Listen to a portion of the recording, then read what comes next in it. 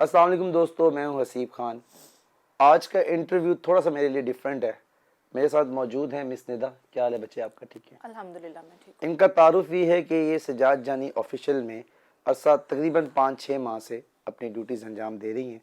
ये वहाँ पे एज ए अपलोड मैनेजर काम करती हैं और पिछले दिनों आपने एक इंटरव्यूज़ का सिलसिला देखा होगा जिसके ऊपर हरफ तनकीद और विक्टम ये मेरी बहन बनी है। तो इनसे मेरा रब्ता हुआ और इन्होंने मुझे कहा कि हसीब भाई, मैंने इंटरव्यू आप ही के साथ करना है। इन्होंने कहा कि हसीब साहब, कुछ सवालों के जवाब मैं आपको डायरेक्ट कैमरे के आगे दूंगी और कुछ सवाल मेरे हैं जो मैं चाहती हूँ कि मैं आवाम से पूछूं और मैं पूछूं कि मुझे इसके जवाब कौन देगा। जो मेरा इमेज डैमेज किया गया, जो मेरे पे इल्ज़ामात लगाए गए, उसका जिम्मेदार कौन है। तो सवालों जवाब का सिलसिला शुरू करते हैं। क्योंकि ये इतनी कैमरा फ्रेंडली नहीं है तो मुझे भी थोड़ा सा इनके साथ इंटरव्यू करते थोड़ी सी मुश्किल आएगी। मुझे ये बताएं कि मैंने सजाद जानी भाई की तकरीबन 1000 वीडियोस देख ली हैं जो उनके ऑफिशियल पेज पे अपलोड होती हैं। उसमें आज तक ना एक बंदी हमने देखी। हाँ, कुछ शोज़ जो रोड शोज़ हुआ करते थे उसमें फीमेल्स वगैरह आती थी। तो सिनफे नाजुक का मोस्टली उनके साथ काम वो करते नहीं हैं। तो आप कैसे उनकी टीम में आ गई? मैं इनकी टीम में कैसे आई? मैं जॉब फाइंड कर रही थी। बेसिकली कुछ फाइनेंशियल क्राइसिस का मुझे सामना करना पड़ रहा था। मेरे फादर बीमार हैं, ठीक है। अबू मेरे बीमार हैं, तो मैं जॉब फाइंड कर रही थी। जैसे कि आपको पता है कि ये जो सजाद भाई हैं ये रज़ाबाद में रहते थे, पहले रज़ाबाद में रहते थे। रज़ाबाद यानी कि क्या एरिया? रज़ाबाद फैसलाबाद का एक इलाका है। ओके तो ओके, उधर ये रहते थे। ठीक है तो उधर मेरे रिलेटिव्स भी हैं जो वो रज़ाबाद में रहते थे। ठीक है। तो वहीं से उन्हीं के थ्रू मेरी इनसे बातचीत हुई कॉल के ऊपर। ओके। और मैं इनको यूट्यूब पे भी देखती थी, इनकी वीडियोस वगैरह देखती थी। तो वहाँ से पता चलता था कि काफ़ी मतलब यूट्यूब की फैमिली को अपना फैमिली समझने वाले हैं। मैं भी इनकी एक सब्सक्राइबर, एक व्यूवर थी। तो वहाँ से मुझे था कि मैं इनसे कांटेक्ट करूँगी तो शायद ये मेरी कहीं अच्छी जॉब लगवा दें या कहीं मुझे काम वगैरह फाइंड कर दें। तो मैंने इनसे कांटेक्ट किया, इन्हें अपनी सारी प्रॉब्लम बताई कि मैं जॉब फाइंड कर रही हूँ और ये वाले क्राइसिस मुझे जो इनका सामना करना पड़ रहा है। ठीक है। तो इन्होंने कहा कि आप मेरी बहन हैं, आप ऑफिस आएँ, बैठ के फिर बात करें, क्योंकि कॉल पे इतनी बात नहीं हो सकती थी इतनी डिटेल में। अच्छा बच्चे, मुझे एक बात बताओ। जी। सजाद जानी को कोई भी फीमेल अगर राब्ता करें तो ये ऐसे उनसे मुलाकात के लिए उसको बुला लेते हैं? मतलब इतना आसान है उनसे मिलना? नहीं, ऐसी बात नहीं है। मैंने आपको पहले भी बताया है कि हमारे रिलेटिव्स भी रज़ाबाद रहते थे, मतलब अभी रहते हैं। अच्छा बहन, मुझे ना एक थोड़ी सी चीज के पास सवाल है, माइंड नहीं करना। जी जी, पूछे। रज़ाबाद में मतलब जितना बड़ा मोहल्ला है वहां पे मोहल्लेदार कोई मतलब कोई भी कह देगा कि यार जॉब चाहिए तो वो बुला लेते हैं जॉब के लिए? ये बेसिकली रज़ाबाद 6 नंबर गली में रहते थे और उसी 6 नंबर गली में मेरे रिलेटिव्स रहते हैं। ओके तो उस ओके। बिहाफ के ऊपर हम सारे रह चुके हैं। ये काफ़ी अरसा वहाँ पे रहे हैं और मेरी फैमिली भी उधर रहती है, रिलेटिव्स भी चलो हैं। चलो ठीक है। जी। अब ये बताओ फिर जॉब पे कैसे आई? मैंने मुलाकात हो गई आपकी? हाँ जी, मेरी मुलाकात हो गई। तो मैंने इन्हें बताया कि ऐसे-ऐसे करके फाइनेंशियल प्रॉब्लम है, मेरे फादर बीमार हैं, मैं घर में, मेरा कोई कमाने वाला नहीं है। बेसिकली मैं सारे बहन-भाइयों में बड़ी हूँ। ठीक है। भाई मेरे छोटे-छोटे हैं, हम 3 बहनों से। तो मैंने इन्हें सारी बात बताई तो इन्होंने कहा कि देखें, आजकल किसी पे एतबार तो नहीं किया जा सकता। मैं आपको ऐसे किसी रेफरेंस से किसी के पास जॉब पे भेजूँ और आगे से वो ना ठीक लोग निकलें, तो आप तो मुझ पे ट्रस्ट करके आई हैं। तो मैंने इन्हें रिक्वेस्ट की कि जॉब करना मेरी मजबूरी है, मुझे ज़रूरत भी है, तो फिर आप मुझे कोई ऐसा काम बता दें जिससे मैं कुछ अर्निंग कर सकूं या मुझे मेरे घर की जो प्रॉब्लम्स हैं वो सॉल्व हो अच्छा। जाए। तो उसके बाद इन्होंने कहा चलें ठीक है, आप करते हैं आपके लिए कुछ फाइंड वगैरह। उसके बाद मैं घर वापस आ गई, इनसे बातचीत जो थी मैंने बता दी थी इन्हें सारी। तो 8-10 दिन गुजरे हैं, मैं वेट में थी कि कोई जॉब का इन्होंने बताया भी नहीं है और मुझे भी जॉब नहीं मिल रही। तो अचानक से इनकी कॉल आई मुझे कि आप अभी भी जॉब फाइंड कर रही हैं बेटा, मुझे बताएं। तो मैंने इन्हें कहा कि जी सजाद भाई, अभी तक मुझे जॉब मिली नहीं है, आपने भी कुछ नहीं बताया। तो इन्होंने कहा कि आप अभी ऑफिस आओ ना फौरन से। ठीक है। फिर मैं ऑफिस गई इनके पास। तो इन्होंने उधर से एक लड़का बुलाया, एडिटर था इनका ना। ठीक है। तो इन्होंने कहा, उन एडिटर्स को कहा कि ये बच्ची है, ये इसको आपने अपलोडिंग सिखानी है। मैंने उन्हें बताया था मेरी ये वाली क्वालिफिकेशन है, मैं इतना पढ़ी हूँ। कितना पढ़ी हुई वैसे तुम? मैंने MSc IR किया हुआ है और अच्छा मैं जी। MPhil कर रही हूँ। वाह माशाल्लाह। तो अपलोडिंग का काम फिर आपने सीखा? जी जी, मैंने अपलोडिंग का काम सीखा। 2-3 दिन में ही मुझे आ गया था, क्योंकि कंप्यूटर से मेरी पहले ही हाव नाव थी। अच्छा मुझे ये बताओ कि ऑफिस टाइमिंग क्या थी तुम्हारी? ऑफिस में मैं 12 साढ़े 12 के करीब आती थी दोपहर दोपहर को? में। जी ठीक जी, है। दोपहर में, और 4 साढ़े 4 के करीब चली जाती थी। 4-5 घंटे में ऑफिस रहती थी। अच्छा एक सवाल हो रहा है मेरा टेक्निकल सा। जी जी। प्रोग्राम तो इनका 6 बजे टी टाइम अपलोड होता है ना? नहीं नहीं, अपलोड नहीं होता। अपलोडिंग करने में आपको भी पता होगा कि घंटा 1.5 घंटा लगता है। अच्छा। तो अपलोडिंग में 4 बजे स्टार्ट कर देती थी, 6 बजे इनका पब्लिश होता था। ठीक है। तो मैं अपलोडिंग वगैरह स्टार्ट कर देती थी। उसके बाद ये होता था कि अगर देर हो रही है, कभी 7 बजे पब्लिश हुआ है या 8 बजे पब्लिश होना है, तो मैं चली जाती थी क्योंकि मुझे उनकी तरफ से क्लियर डेडलाइन थी कि अंधेरा होने से पहले आपने ऑफिस से चले जाना है।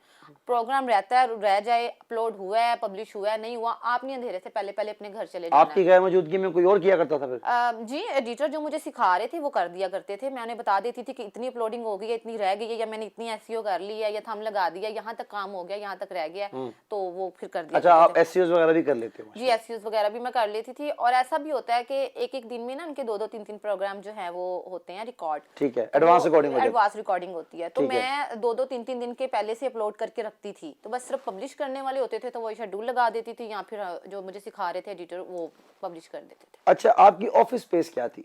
आप वहीं पे जहाँ पे उनका बाकी स्टाफ काम करता है वहीं पे उनके दरमियान काम करती थी? बिल्कुल भी नहीं। मुझे एक सेपरेट रूम दिया हुआ था, एक सेपरेट बिल्कुल एरिया बना के दिया था जहाँ पे मैं बैठ के काम वगैरह किया करती थी। अच्छा जी, अब मैं आता हूँ असल मुद्दे की तरफ। सजाद जानी साहब की जो सेकंड वाइफ हैं रिदा खलील साहिबा, उन्होंने इल्ज़ाम लगाया कि ऑफिस में 24 घंटे के लिए एक लड़की रखी गई है, जो कि रखी ही, अस्तगफिरुल्लाह, मैं वो वर्ड भी यूज़ नहीं कर सकता, उस काम के लिए रखी गई है। तो वो बेसिकली जो इल्ज़ाम है वो एक्चुअली इनका नाम लिया गया है। ये वो जो एम्प्लॉय हैं जो 12 बजे से लेके शाम 4 बजे तक, 4:30 5 बजे तक वहाँ बेचारी अपनी नौकरी के लिए आती थी, और उसी को बाद में इल्ज़ाम शिफ्ट करके जानी साहब के कैरेक्टर को दोबारा तलपट करने के लिए कि गलतकारियाँ होती हैं और पता नहीं वहाँ पे क्या क्या होता है। अब आप मुझे खुद बताओ कि मैं एक्चुअली ना, मेरे पास वो वर्ड्स नहीं है, मैं इतना फ्रीक्वेंट हूँ नहीं, हालांकि मैं बड़ा ब्लंट हूँ कई मामलों में, लेकिन ये मामला ऐसा है कि आप ना खुद ही बताओ कि क्या सारे मामलात हैं और मतलब क्या है। वो मैं आपको बताती हूँ, लेकिन इससे पहले मैं आपको एक और बात बताना चाहती हूँ। तकरीबन 3-4 महीने हो गए हैं, सर ने मुझे ऑफिस आने से मना कर दिया था कि अच्छा। आप ऑफिस नहीं आएंगी। इसी इल्जामात के बाद? नहीं, 3-4 महीने पहले ही इन्होंने मुझे कह दिया था कि आप ऑफिस नहीं आया करेंगी, आप जो 3-4 घंटे के लिए भी आती हैं ये नहीं आएंगी, आप घर बैठ के काम करेंगी। हम यहाँ से आपको जो है वो वीडियोस ट्रांसफर कर दिया करेंगे, वी ट्रांसफर के जरिए हाँ, या ठीक अपलोड है। कर दिया करेंगे, आप एसईओ करके पब्लिश कर दिया करना। तो हम आपको जो सैलरी वगैरह वो भी आपको घर ही दे दिया करेंगे, आप घर मतलब रहें। अब 3-4 महीने से मैं घर थी, तो अचानक से ये वीडियोस आना स्टार्ट हो गई हैं इनकी वाइफ्स की या और लोगों की जो भी इनके खिलाफ वीडियोस वगैरह बन रही हैं। तो हसनैन मेरे कांटेक्ट में था। हसनैन ही आपके साथ राब्ते में क्यों था? क्योंकि हसनैन का नाम लेना यहाँ इसलिए ज़रूरी है कि अभी काफ़ी वीडियोस के अंदर उसके इंटरव्यूज वगैरह चल रहे हैं, तो हसनैन इतना मतलब ख़ास इंसान क्यों है कि वो लाहौर से टिपिकली आपके साथ राब्ते में था? वो मेरे साथ राब्ते में बेसिकली इसलिए था क्योंकि वो एक चैनल बनाना चाह रहा था, तो उसने मुझे साथ में कहा कि हम दोनों मिलके एक चैनल बना लेते हैं। मैं भी एग्री थी कि ठीक है हम दोनों मिलके एक चैनल बनाते हैं, लेकिन उससे पहले हमने सर से पूछा, तो सर ने कहा कि मुझे कोई इशू नहीं, आपकी अपनी लाइफ है, आप बना लें चैनल। अच्छा, तो अच्छा, इस वजह से वो मुझसे कॉन्टेक्ट में था। हमने 3-4 वीडियोज भी शूट की, अभी हम रिसेंटली इस पे काम कर रहे थे। ठीक है। के दरमियान में ये वीडियोज आ गई जो आजकल यूट्यूब पे बड़ी वायरल हुई हुई हैं। तो मैंने फिर उस नैन से कांटेक्ट करके कहा कि देखो सर के खिलाफ इतने लोग बातें कर रहे हैं, बोल रहे हैं, मतलब ये जो आ रही हैं वीडियोस वगैरह ना, तो हमें भी मिलके ना उनके बारे में वीडियो बनानी चाहिए उनके हक में। तो उस बंदे का, मेरे भाई का, हसनैन का कहना था कि तुम सर के हक में बाद में बोल लेना, पहले तुम अपने हक में तो बोल लो। अब मैं उस बात की तरफ आती हूँ जो आप मुझसे कर रहे हैं। जी, take your time, take your time.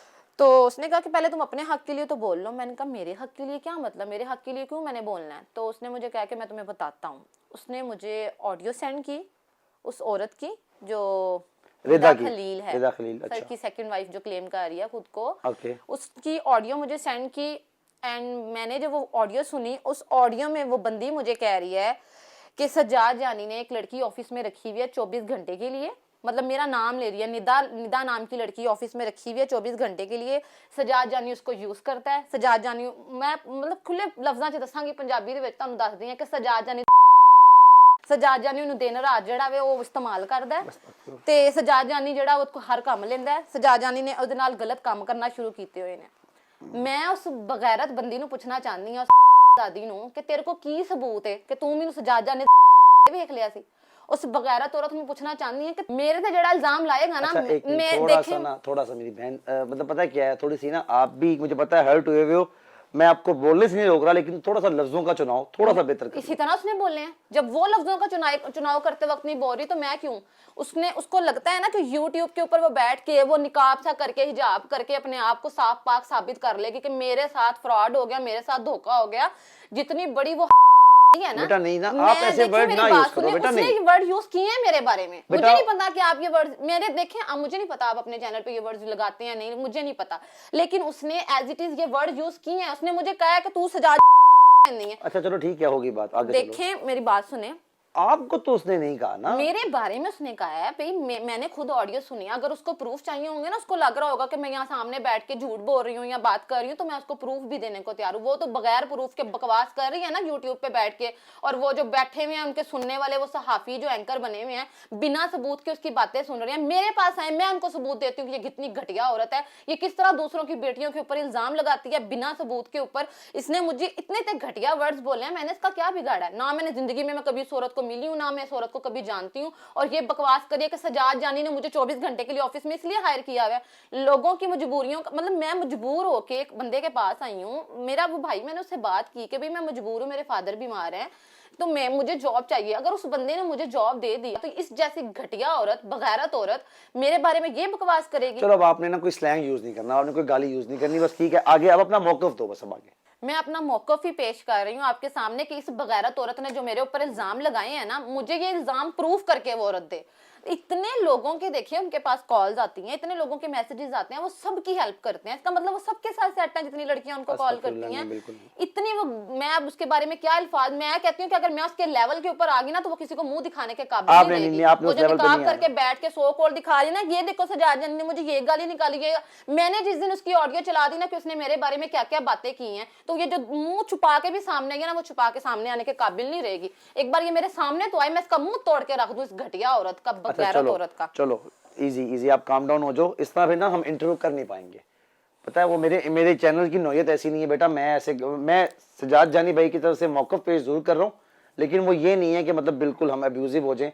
मुझे पता है आप लोगों के चैनल की ये नवैयत नहीं है, आप लोगों ने मुझे क्या इंसाफ देना है? आप लोग मेरा भी इंटरव्यू लेंगे, चला देंगे, और आप लोगों ने करना क्या है? 10 यूट्यूबर और मुझे कॉल करेंगे कि तुम्हारी हम इज्जत का जनाजा निकालते हैं, आ जाओ बीबी तुम भी इंटरव्यू दे दो। आप लोगों से मुझे इंसाफ नहीं मिलना, मैं अपना जो इंसाफ है ना वो अल्लाह से मांगती हूँ। इस औरत ने मुझे जलील किया है ना, मैं अपने बाप की वजह से, अपनी माँ की वजह से यहाँ आई हूँ कि मैंने उनको कमा के वहां पे उनको खिलाना, और इस जैसी घटिया औरतें आके मेरे ऊपर इल्जाम लगा दें कि मुझे सजाद जानी यूज करता है, मैं सजाद जानी को मुझे इस्तेमाल करता है, और मैं वो अल्फाज इसलिए बोल रही हूँ क्योंकि मुझे पता है आप लोगों ने नहीं चलाने, बेटा नहीं, देखने वालों ने मेरा तमाशा देखना है, आप लोगों ने चलाने नहीं है। मैं अपना इंसाफ सिर्फ उस अल्लाह से मांगती हूँ, उस अल्लाह से।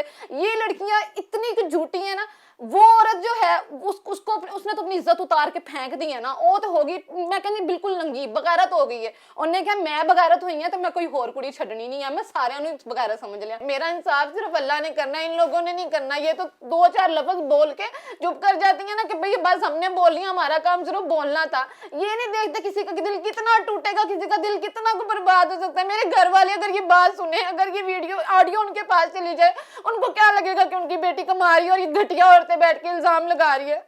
इस बंदी ने एक बार भी नहीं सोचा उस बंदे को ये वॉइस मैसेज करते कि भाई मैंने अपनी आंखों से जब देखा ही नहीं कुछ, मैं उस बंदी को जानती नहीं कि वो कौन है कौन नहीं, किस हाल में काम कर रही है।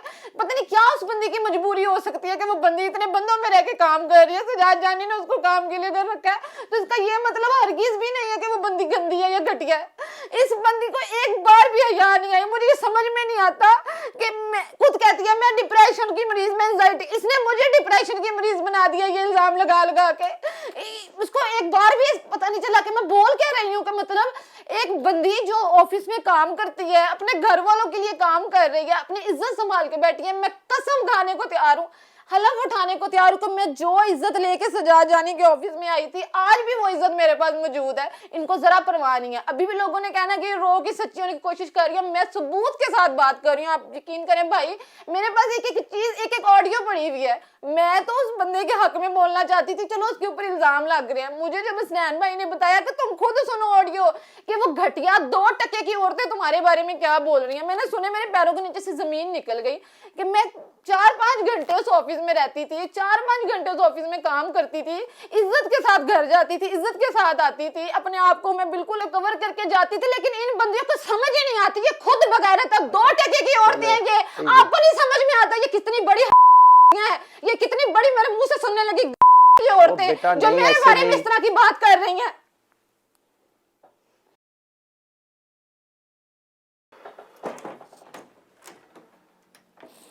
यार अब मैं इस पे अनफॉर्चुनेटली दोस्तों ये चीज़ें किसी के साथ भी हो सकती हैं। किरदारकशी करना बहुत आसान है, किसी पे इल्ज़ाम दे देना बहुत आसान है, लेकिन एक बंदी जो बेचारी एक छोटी सी जॉब कर रही है और मेरा नहीं ख्याल उसका बाप बीमार है, आप लोगों को सारी ट्रेजेडीज़ का पता है, मुझसे ये ड्रामेबाजियाँ होती नहीं हैं। ये फ़ैसला अब मैं आप पे छोड़ता हूँ, इसका फ़ैसला खुद करें, कौन कहाँ तक सच्चा है, कौन कहाँ तक झूठा है। ट्रस्ट मी, मेरी अपनी साहबजादियाँ हैं, मेरी अपनी बेटियाँ हैं, मेरे लिए ये बहन भी बेटियों की तरह है, बहनों की तरह हैं, वो दोनों भी मेरी बहनें हैं। लेकिन जिस तरफ ये गलाजत को ले गई हैं, सजाद जानी के बुग़्ज़ में, सजाद जानी से जेलसी में, उस पागलपने में, पता नहीं इन्होंने और क्या गंद फैलाना है। और अनफॉर्चुनेटली हम भी इस गंद का हिस्सा बन रहे हैं, क्योंकि वो गंद अब हमें दिखाना पड़ रहा है। हमारी भी वही फैमिलीज, मुझे भी ओब्वियसली इसके ऊपर आप लोग बहुत ज़्यादा पॉजिटिव भी हो जाएं, बहुत ज़्यादा प्रो भी हो जाएं, तो मैं इस कंटेंट को आप बताएं कितना ट्रिम करूंगा। मैं जितना ट्रिम करूंगा इस कंटेंट की सच्चाई खत्म हो जाएगी। आगे का फैसला आप लोग खुद कीजिएगा। Thank you very much for watching. मुझे कोई सजाद जानी के लिए यहाँ बैठ के मतलब कसीदे नहीं पढ़ने, और आज आप लोगों के साथ मैं एक और इंशाअल्लाह फैसला कर रहा हूँ। मेरी पूरी कोशिश होगी कि इस टॉपिक पे, इस गलाजत पे, इस गंद पे मैं कोई वीडियो ना बनाऊं। सजाद जानी मेरे यार हैं, मेरे बड़े भाई हैं, मेरे उस्ताद भी हैं। अब तो मेरा पता बड़ी शफकत का ताल्लुक है उनका, लेकिन मेरे साथ और बड़ी चीजें हैं, मैं उनके साथ और स्किट्स कर लूंगा और गुफ्तगू कर लूंगा। कोशिश करूंगा कि ये टॉपिक अब यहाँ पे बंद हो जाए। जितना इस गंद को उछालेंगे ये गंद उछलता जाएगा।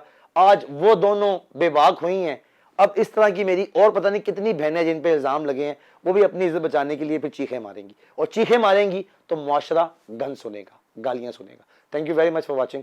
अल्लाह हाफिज़।